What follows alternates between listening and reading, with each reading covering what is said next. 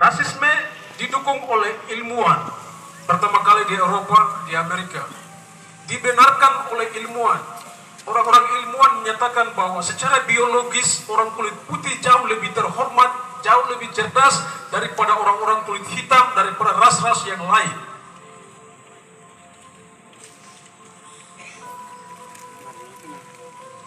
Penelitian ilmiah itulah yang menjadi pembenaran bagi kolonialisme, menjadi pembenaran bagi imperialisme untuk menguasai benua Afrika, untuk menguasai Asia, untuk menguasai Pasifik. Karena secara genealogi, secara biologi, mereka merasa bahwa mereka adalah orang-orang yang lebih cerdas daripada ras yang lain. Sehingga muncullah prasangka buruk terhadap bangsa lain, ras lain, bahwa bangsa dan ras yang lain adalah orang-orang yang terbelakang, primitif, orang-orang yang kelas bawah, orang-orang kelas 2, yang harus ditundukkan, yang harus dijajah, yang harus dikuasai, yang harus dibangun, yang harus dieksploitasi, yang harus menjadikan mereka sebagai budak.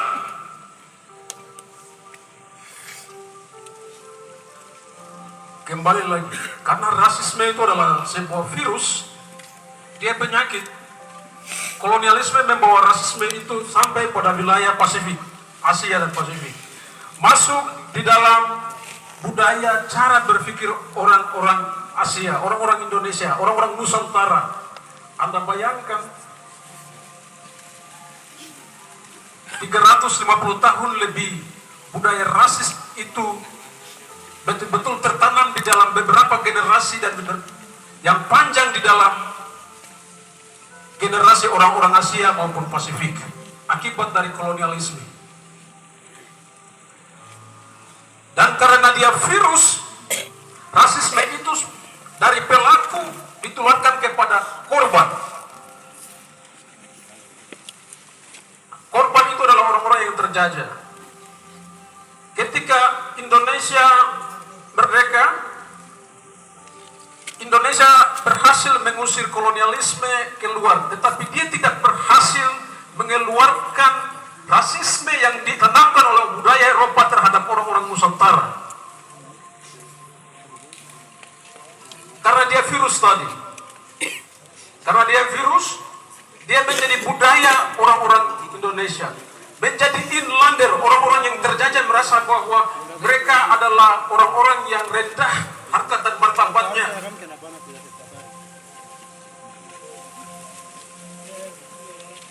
Saudara,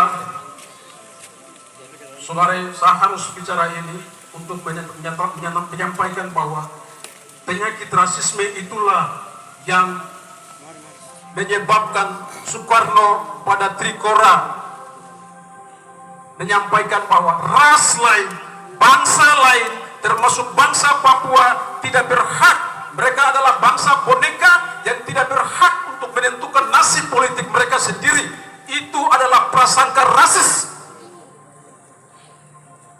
Merasa bahwa orang-orang dari bangsa lain, bangsa Jawa, bangsa Melayu, merasa bahwa orang-orang Papua belum maju, orang-orang Papua masih primitif, sehingga mereka harus ditundukkan. Mereka harus diatur, mereka harus dibangun. Nah, apa yang mereka buat? Bangsa dan negara yang sedang dipersiapkan oleh orang Papua tahun 1961 dianggap sebagai bangsa boneka dengan prasangka buruk bahwa orang Papua tidak bisa bernegara sendiri, berbangsa sendiri.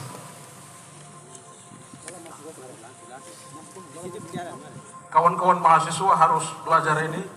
Rakyat Papua, kita harus belajar bahwa pencaplokan wilayah ini, aneksasi wilayah ini didasari dengan prasangka rasis. 1962 New York Agreement, 1967 kesepakatan antara Indonesia dan Amerika Serikat dalam kontrak karya Freeport.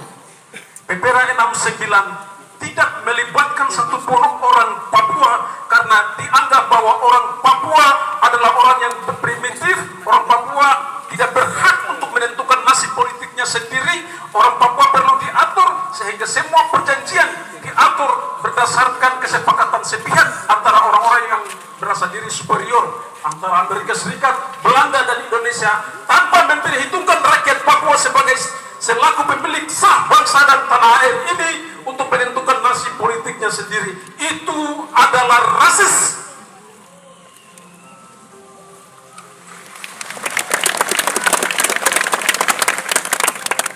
Ingat bahwa penyakit ini tidak sembuh di abad yang sudah maju, di mana ilmuwan sudah membuktikan bahwa secara genealogi, secara biologis, secara sosial, rasisme yang disampaikan oleh peneliti-peneliti Amerika Serikat, oleh Jerman, Eropa, bahwa ras lain itu ras yang lebih rendah, sudah dibantah, sudah dipatahkan bahwa semua ras memiliki potensi yang sama, memiliki ukuran otak yang sama untuk maju, untuk cerdas, untuk memimpin dirinya sendiri.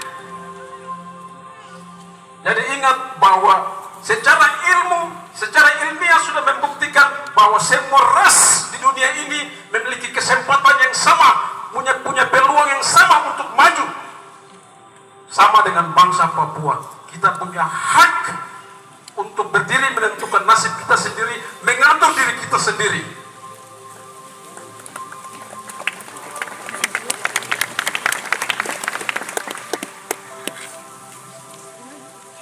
Karena rasisme tadi itu adalah penyakit. Kolonialisme Indonesia menginjakan tanah ini karena tadi adalah virus yang menyebar. Dia juga meninggalkan virus itu terhadap orang Papua. Jadi dari Eropa tiba di Jawa, dari Jawa tiba ke Papua. Apa dalam bentuk Papua? Hari ini kalau Anda masih merasa bahwa Anda tidak mampu, tanyakan pada pikiran Anda, otak Anda. Apakah di dalam otak Anda, otak saya, ada kesadaran palsu? Kesadaran palsu yang mengatakan bahwa kami bangsa yang inlander, kami bangsa yang rendah, kami bangsa yang tidak mampu, kami harus diatur oleh orang lain. Berarti Anda sedang mengidap penyakit yang namanya rasis.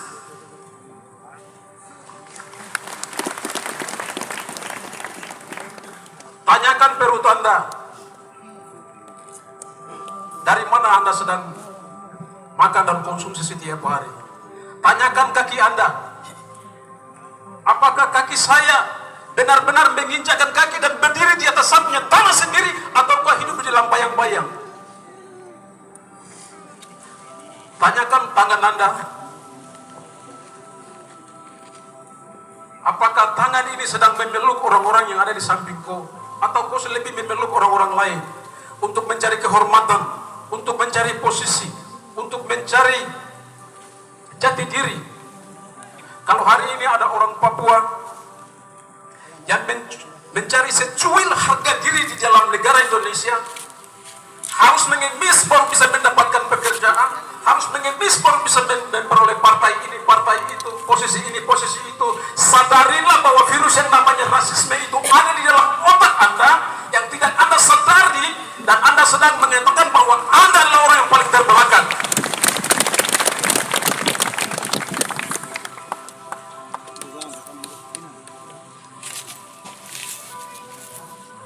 Jadi kalau kita mau bilang rasisme itu bukan soal warna kulit.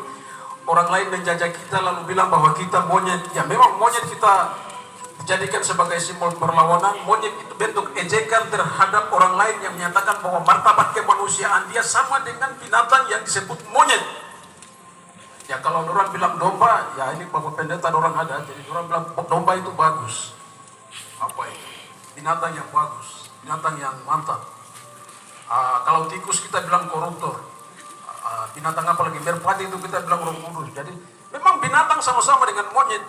Tetapi ketika mereka sampaikan bahwa monyet itu mereka sedang menaruh martabat kemanusiaan, Anda lebih dekat dengan yang binatang yang namanya monyet. Karena simpatse dengan manusia hanya memiliki 2% DNA. Darwinisme menyatakan bahwa manusia berasal dari monyet. Tapi orang-orang ilmuwan ini menyatakan bahwa orang-orang dengan ras yang lain lebih cerdas daripada ras yang lain. Jadi yang saya mau bilang tuh, rasisme tahun 2019 yang kita lawan itu adalah luka sakit yang memar di luar, yang kita bisa lihat di luar. Luka yang kita bisa lihat di luar. Karena orang bilang monyet, jadi kita lawan. Tapi yang paling sulit adalah sakit yang terinfeksi di dalam dan susah dideteksi oleh pasien yang namanya orang-orang yang menganggap bahwa mereka superior. Mereka sulit mendeteksi diri. Yang sulit dideteksi adalah hukum dan kebijakan dan struktur yang betul-betul rasis yang menindas kita. Bahkan korban pun tidak akan menyadari bahwa dia sedang mengalami penindasan yang disebut rasisme.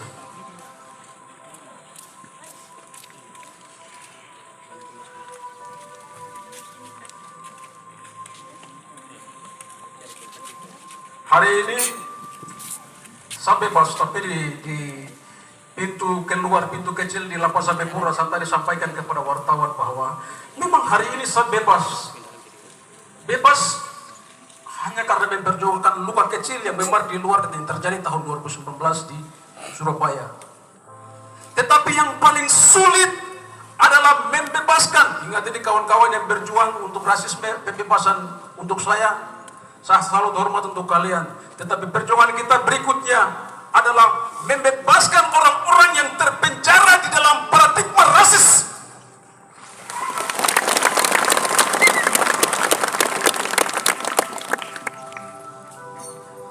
Orang-orang yang masih terkurung di dalam pemikiran rasis. Itu adalah penyakit. Mereka masih terkurung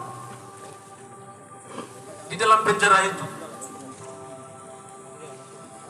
Tugas perjuangan kita hari ini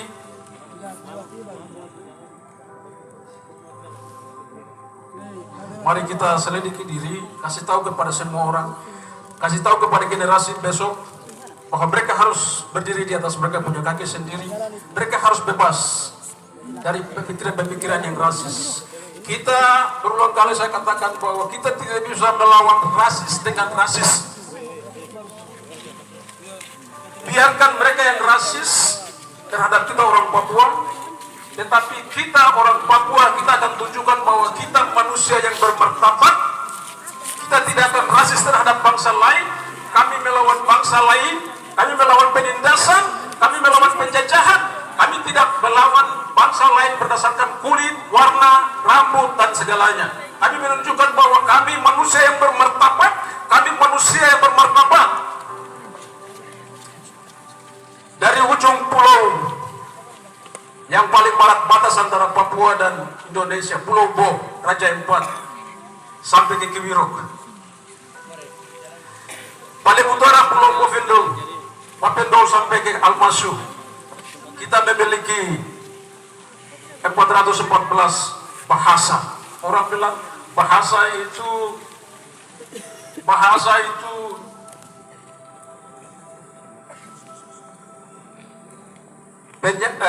itu adalah jembatan antara masa lalu, masa kini, dan masa depan.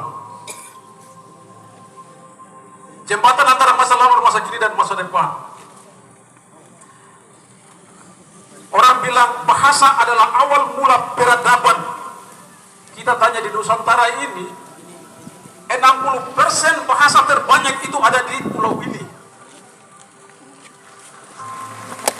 Lantas ketika mereka bicara tentang peradaban, mereka bilang bahwa kami monyet. Kami dulu yang mengenal bahasa, kami punya kekayaan bahasa 414. Kalian yang lain, pulau yang lain hanya memiliki 15. Pulau Jawa hanya berapa, Pulau Kalimantan hanya berapa, pulau yang lain hanya berapa. Tapi kami, sejak nenek moyang kami, sejak leluhur kami mengenal bahasa kami mengenal budaya kami sudah beradab menjadi manusia di atas negeri ini.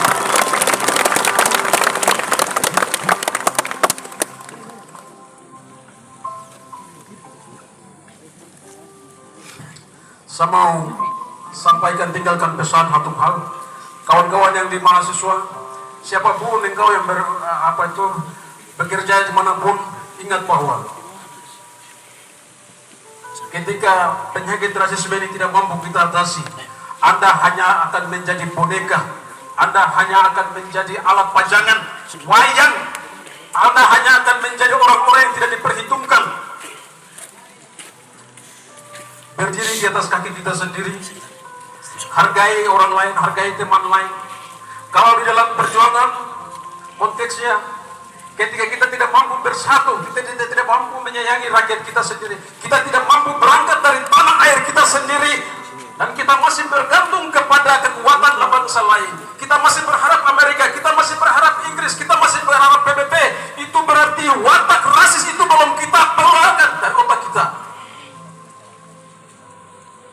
Karena kita tidak mampu merasa bahwa kita mampu berdiri di atas tanah kita dan kita harus penjajah. Saya mau ajak bahwa perjuangan ini ada di atas tanah ini. Mari kita baku gandeng, siapapun organisasinya, mari kita baku gandeng.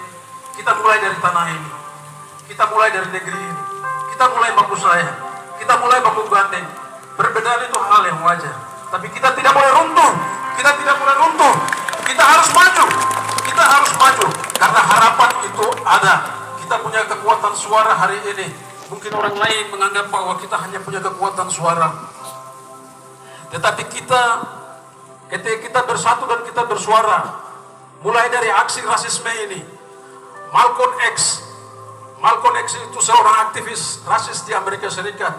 Favoritnya saudara Eman Gubai ini, dia bilang begini: bila engkau tidak bisa berdiri untuk sesuatu, maka engkau akan jatuh di dalam segala sesuatu. Saya ulang, bila engkau tidak bisa berdiri untuk sesuatu, maka engkau akan selalu jatuh di dalam segala sesuatu. Karena itu saya salut bahwa rasisme hari ini, isu rasisme kita mampu meyakinkan kepada Indonesia, kepada dunia, bahwa orang Papua terus berjuang, bahwa orang Papua terus menyatakan bahwa anti rasisme itu adalah musuh kita bersama-sama. Saya menyampaikan terima kasih kepada kawan-kawan yang terus berjuang mulai dari tahun 2019, yang mengawal di rumah sakit, kawan-kawan pengacara yang setia, kawan Eman, kawan Gustav, kawan Mercy, kawan Anu Siregar, kawan-kawan di koalisi hukum dan HAM yang betul-betul mengawal kasus ini. Kita berhasil menyatakan kepada orang-orang Indonesia bahwa penyakit ini harus kita lawan dan harus kita sembuhkan. Saya salut dan saya hormat untuk kawan-kawan yang tahan panas, tahan dingin tahan debu di depan pengadilan. Kalian orang-orang hebat, kalian orang-orang luar biasa. Kalian tidak berjuang untuk saya.